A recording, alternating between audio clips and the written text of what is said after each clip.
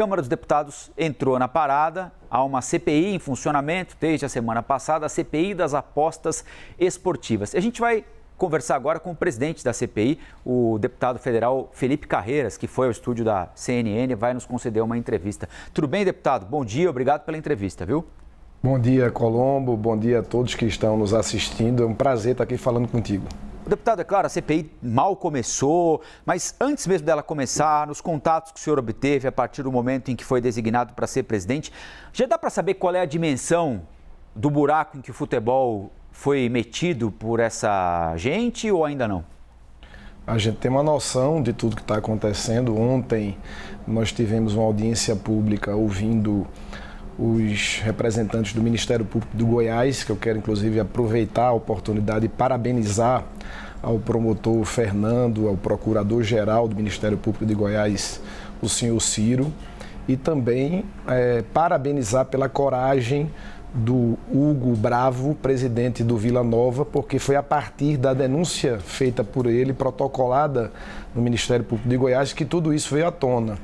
Então, a gente não tem nenhuma dúvida que essa pode ser, talvez, o maior escândalo da história do futebol brasileiro, onde todas as séries A, B, C e D estão contaminadas e a credibilidade do futebol brasileiro está em xeque. Ontem, inclusive, nós tivemos um depoimento dos promotores do Ministério Público de Goiás dizendo que o Campeonato Gaúcho e o Campeonato Paulista teve indício de manipulação de resultado. Ontem nós recebemos todo o material da investigação do Ministério Público de Goiás, nós já estamos de posse disso, nossa equipe vai cuidar disso e a gente não tem nenhuma dúvida com o trabalho, com todas as ferramentas que a CPI dispõe, que a gente vai a fundo e vamos descobrir muito mais elementos, quadrilhas que estão espalhadas pelo Brasil, mais atletas, para a gente, de forma punitiva e também de forma educativa e propositiva, a gente tem uma legislação que proteja o futebol brasileiro. Deputado, o nosso último escândalo foi em 2005, né? Quando foi descoberta aquela máfia do apito. O árbitro é um sujeito, em tese, mais suscetível, porque ele não tem salário, não é uma profissão, geralmente o cara é médico e árbitro, é jornalista e árbitro, ganha um cachê por jogo. Então, em tese, sempre, ele é mais suscetível ao encanto de um bandido que oferece ali para ele R$200 mil para ele marcar um pênalti. Vocês têm informação de eventual envolvimento de arbitragem, de árbitro nesse escândalo? Eu acho que os árbitros no Brasil são mal remunerados, Colombo. Eu acho que precisa ter uma remuneração maior, afinal de contas o árbitro ele é um dos grandes responsáveis pelo espetáculo do futebol, para acontecer tudo de forma isenta, mas ontem a gente fez essa pergunta categoricamente aos promotores do Ministério Público e não foi apontado até então nenhum indício de participação de arbitragem, mas a gente vai investigar, vamos convidar o presidente do Sindicato dos Árbitros do Brasil, a gente vai ter uma investigação com auxílio da Polícia Federal e vamos investigar todo o ambiente que existe dentro do futebol brasileiro, mas até então nós não temos nenhum indício de participação dos árbitros nessa manipulação de resultado e no crime, o que está aí colocando em xeque a credibilidade do nosso futebol. O deputado Gustavo Uribe está aí com o senhor na nossa redação e tem pergunta também. Oi, Uribe.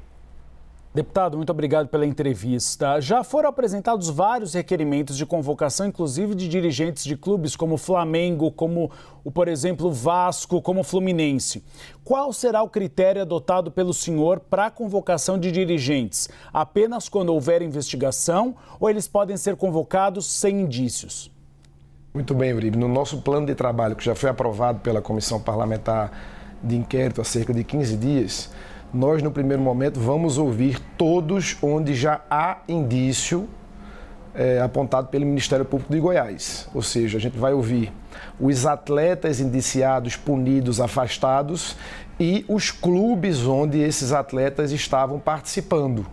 No primeiro momento, vai ser este o rito da CPI. A partir das investigações, do trabalho que será feito de forma adotada pela inteligência policial, quando vir um policial que será destacado pelo Ministério da Justiça, nós fizemos esse pleito ao ministro Flávio Dino.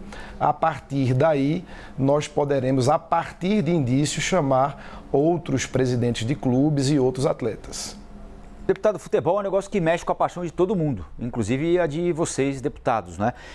A última vez em que o futebol foi tema de uma investigação na Câmara, né, houve pouco avanço e alguns episódios, como aquele depoimento do Ronaldo Fenômeno, que ele é perguntado ali quem deveria subir para marcar o Zidane na final da Copa da França. Como é que o senhor vai fazer para segurar a onda ali, para não virar também programa de mesa redonda, CPI, deputado? Muito bem, Colombo. Eu me lembro muito bem dessa CPI, foi o saudoso ex-governador de Pernambuco e candidato a presidente da República, Eduardo Campos, que fez essa pergunta ao Ronaldo.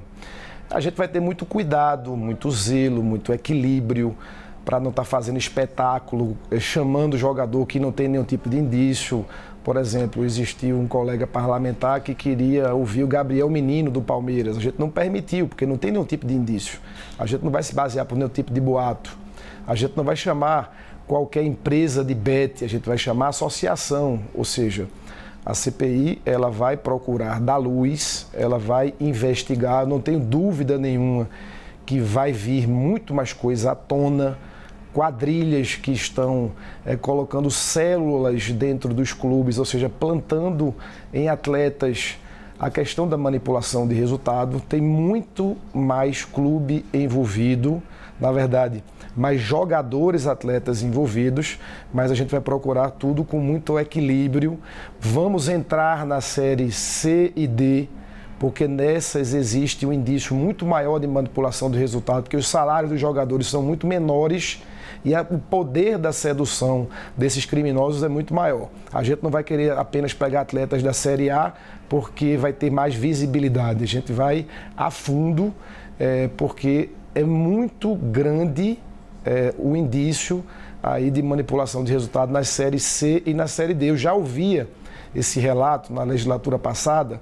Eu fui relator da atualização da Lei Geral do Esporte e presidente da Comissão do Esporte. A gente tem ali parlamentares que têm uma relação forte com o clube. Nós temos o Paulinho Freire, que presidiu a América do Rio Grande do Norte. Nós temos o deputado Zé Rocha, que presidiu o Vitória da Bahia. Nós temos o Eduardo Bandeira de Melo, que presidiu o Flamengo. Ou seja, nós temos colegas parlamentares que têm muita intimidade com o futebol. E a gente já ouvia esse tipo de indício de pessoas estranhas que rondavam concentração, treinamento dos atletas. Ou seja, isso já vem acontecendo há muito tempo. O Ministério Público do Goiás, que no segundo semestre do ano passado colocou luz, e agora a gente vai puxar o fio e vamos, infelizmente, achar muito mais coisa para punir e exemplarmente para o futebol brasileiro voltar a ter credibilidade. Uribe, a última para a gente encerrar a entrevista. Eu queria aproveitar que o senhor faz parte do PSB, partido de Geraldo Alckmin, mas também é aquele que lidera o blocão de Arthur Lira, para fazer uma análise sobre a articulação política. Ontem nós tivemos uma derrota para o governo federal em relação ao marco temporal. O que o senhor acha que falta a articulação política do Palácio do Planalto? Falta, Uribe, o presidente Lula entrar no jogo. Falta o presidente Lula sair da bolha que ele está, que só escuta os ministros do PT dentro do Palácio. Falta ele chamar grandes líderes de centro, que são esses partidos que vão dar vitórias e governabilidade ao presidente. A base, que eu sou da base sólida do presidente, mas são de 130 parlamentares no meio de 513 parlamentares. Eu acho que o presidente Lula precisa ouvir o líder Eumar Nascimento, precisa ouvir do União Brasil, né, o líder Hugo Mota, do Republicanos, precisa ouvir o líder do progressista Fufuca, precisa ouvir mais o presidente da casa, Arthur Lira, que foi o presidente que teve a maior votação da história de um presidente da Câmara, para pavimentar uma base sólida. Acho que o governo está errando muito politicamente. Eu tenho dito isso no eixo político do governo, e se não tiver uma atitude brusca, grande, uma mudança no modus operandi, tiver um choque de gestão, o governo vai colecionar todas as semanas grandes derrotas. A gente vai ter daqui a pouco, por exemplo, a votação da medida provisória número 1154, que trata da reestruturação do governo, inclusive com a criação de ministérios, e está correndo o risco dessa medida ser derrotada. E a gente está trabalhando desde ontem de madrugada e hoje de manhã cedo para isso não acontecer, mas corre o risco. O líder Guimarães, eu falei com ele logo hoje cedo, tenho falado com o líder do PT, Zeca Disseu, também trabalhando para tentar convencer os líderes que, infelizmente, a base desses líderes, os parlamentares, estão extremamente insatisfeitos com a política do governo.